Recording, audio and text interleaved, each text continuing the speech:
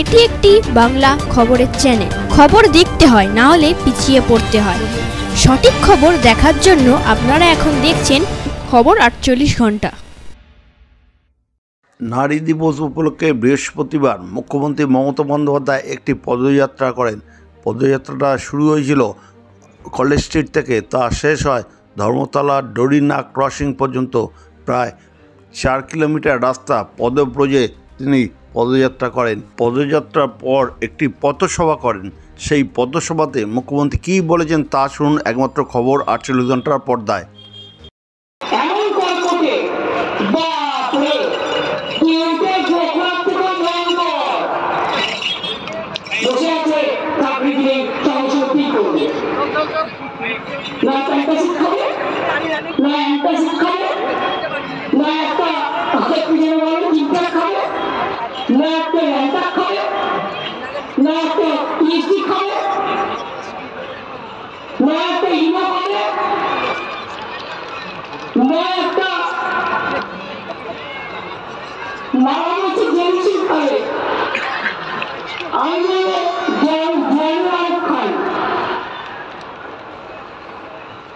এটাই আগে আমরা জানতাম।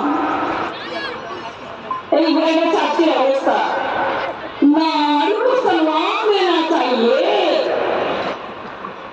कत नारी के अपना सम्मान दें।